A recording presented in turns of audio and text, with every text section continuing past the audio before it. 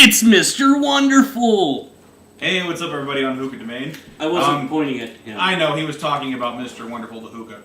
But anyway, today we are doing something a little bit different. We are doing a coal review. And these were sent over to us by our buddy Sky Bridget Rain. At some point during the video, down below, we'll have the URL for his site if you wanted to check them out and order them. But first, let's see how they do. He offers these in two sizes, both of which he sent over to us. The ones I'm about to show you are the cookie, right? Yeah. They're just like this. They are natural coals that he actually makes himself from decomposed natural material that he burns off. Basically, he takes a variety of things, twigs, leaves, natural things that are obviously non-poisonous, and he burns them to the point where he has pure carbon left. And he compresses them down into two shapes.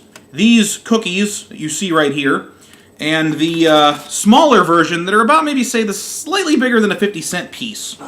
Yeah, Tony, if you could grab those real quick. Just to look at them, they look like regular natural coals, although we have noticed they're a little brittle. I accidentally busted one just by taking it out of the foil that he sent it in earlier.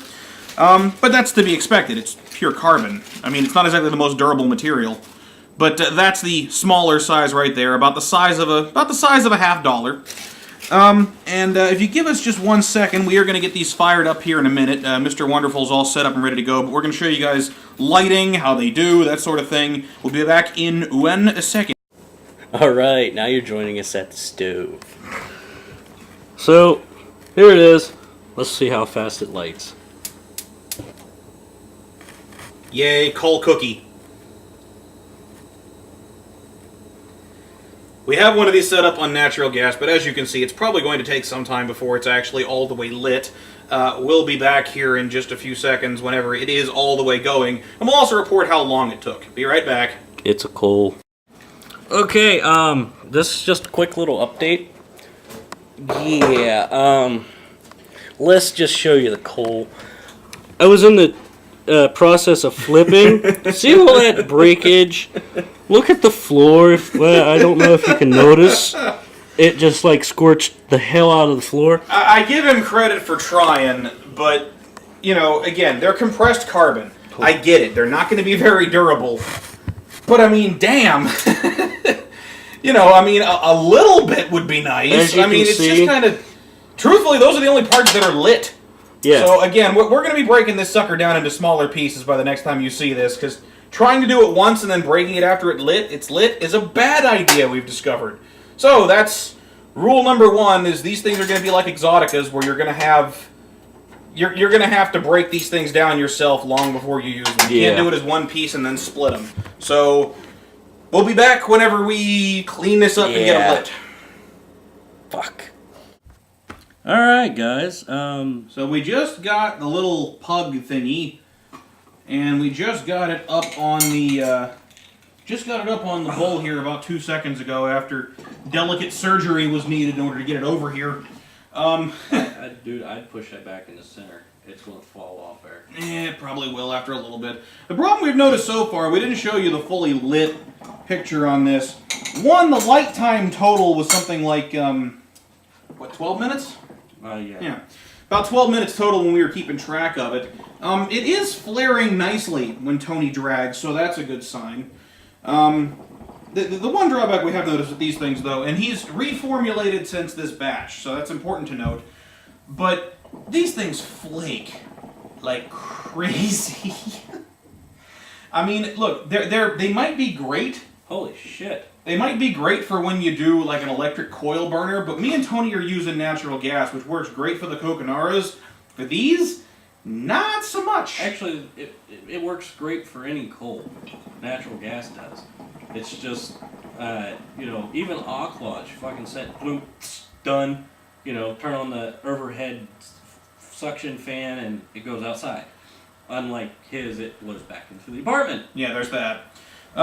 Lighting smell, I did not notice any smell coming off of it. I did notice when we took them out of the packaging there was some powder there, but again, you're going to have that with a lot of coals. I mean, you know, even Coconara has a little bit of dust for it, just happens.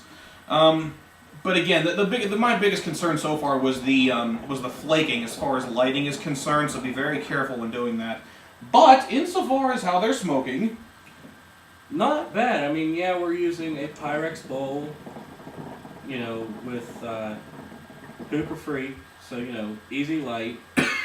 But other than that, yeah, it's getting harsh already. Yeah. Just because the coals do get nice and hot. yeah, again, ordinarily this is an addendum to the last part, but usually when we do a coal review, we test it against the very heavy, dense shisha.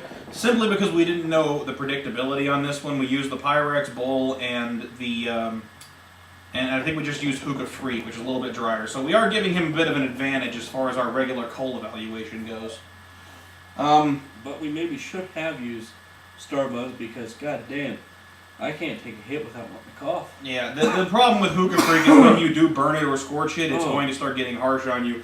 These things are so big, it's going to be very difficult to not get it to burn up whatever it is you are smoking. So I'm going to try something very dangerous by putting this thing further on the edge. Burning-wise, they're doing okay. Yeah. I will give him that. There's some credit to be earned there. Again, lots and lots of ash produced by these, but again, pure carbon. What did you expect? The other thing that I've noticed is that we've actually had this thing on here for about as long as this video's been running. For as long. Yeah, for as long, if not slightly less. And the problem we're running into is that these things have been here, what, 6 minutes? Maybe, and we're already losing some of it. Like, so it's burning up at a pretty rapid rate, I gotta say that. So that there is some reason to be concerned. However, there are upsides to this coal. Notably the price. The price is right on these ones. They're about 10 cents per coal, available in boxes of 20 and 100. $2 and $10 respectively. Shipping and handling is about $5 for the 21s and $15 for the 100 count. So cost-wise, they're effective, and yes, they are natural coals, and I'm not getting chemical taste, which is good. But again, there are some improvements that need to be made. For one thing, they need to be more solidified. There needs to be less of this flaking business going on. They need to be easier to break down without shooting powder to every corner of your apartment, as it did in my case. The cleanup with these ones was longer than it took to light the thing. And brittleness. When it's lit, it is very, very, very brittle. It's just what I showed you with the floor and everything.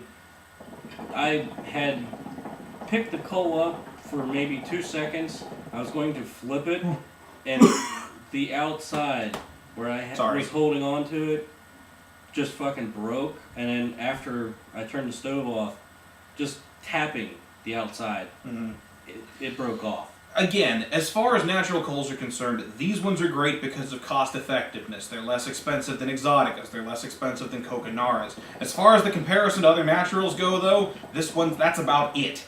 If you may have to break them down like you do Exoticas, which is people's main complaint of having to do the old butter knife trick.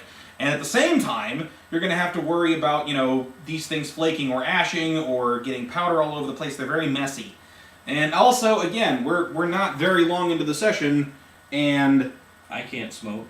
Yeah, truthfully, it's already scorched them up. And already, not only has it produced a metric ton of ash, but at the same time, they're a little, it's being consumed quickly. If this thing makes it past, it's a pretty thick little piece, so I'll say it's going to go a little ways past an hour, but it's not because of quality, it's because of just sheer amount of coal packed in there.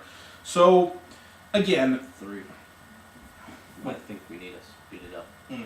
But anyway, again, all in all, I would say they need some work. He's done some reformulating. The new coals are slightly different than the ones we have here.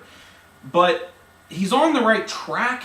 He just needs to find some way, Sky, Bridge and Rain, he just needs to find some way to make it a slightly better product so that Hookah users will actually go to his coals as opposed to just trying them for the sake of experiment.